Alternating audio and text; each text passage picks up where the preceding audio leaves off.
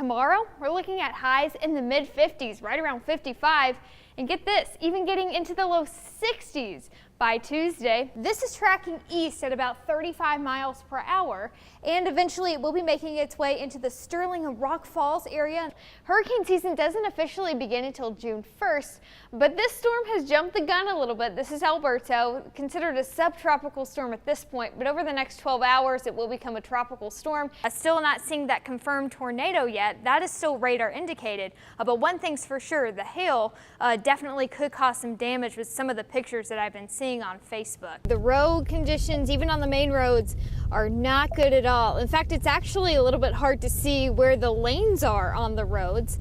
Tomorrow, still going to be another hot one. We're talking highs back into the mid 90s. A record breaker though, that's the question. I'm not expecting us to break that record high for May 29th of 99. We're in between two pressure systems. We've got high pressure to our west, low pressure off towards our north and east, and because we were in between that, we got that northwest wind. That's drawing in not only some drier air, but some cooler air. And a nice chill in the air is going to briefly return this week. I'll tell you when we expect temperatures to only be in the 30s. Coming up after the break.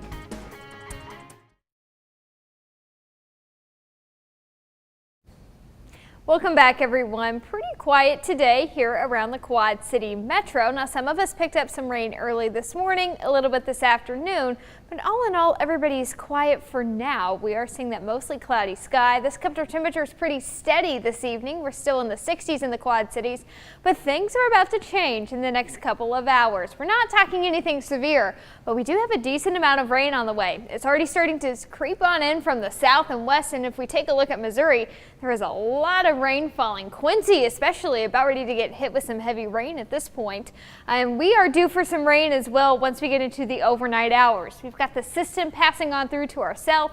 That's helping to spark more of those showers and storms. Again, we're not expecting anything severe, but our Monday morning is not looking all too pretty. It's probably going to feel like a Monday morning with this rain moving in. We'll start to see those showers and storms passing through right around after midnight or so, and then we'll continue to see the rain throughout the morning hours after the sunrise. And once we get into the lunchtime hour, we'll start to dry off a little bit, but still keep the rain gear handy because we're looking at more spotty showers throughout the afternoon. It's going to be more isolated, but all in all, it's going to be a little bit dreary for our Monday, and the cloud cover will help to keep our temperatures down a little bit as well. Rainfall amounts looking pretty decent, about a ½ inch up to 1.5 inches in many locations. Not going to rule out a few isolated areas that could be picking up 2 inches of rain, but everybody should be able to see a little bit of rain from this system that will be passing on through. The rain, like I mentioned, will keep those temperatures down a bit. We're looking at afternoon highs only in the low 70s here around the Quad Cities, maybe even a little bit cooler up to our north. It's been a little bit on the chilly side if you ask me, because we've been used to these 80s that we had earlier this month, but this is pretty typical for this time of the year. Now, once we get into the later part of the week, we are right back on track into some more summer-like weather. Not only will we be seeing more warmth, but we will be watching that humidity rise by Thursday and Friday. Whenever we get those dew points in the upper 60s, it feels really sticky and muggy outside, and that's going to make it feel even warmer than our forecasted highs.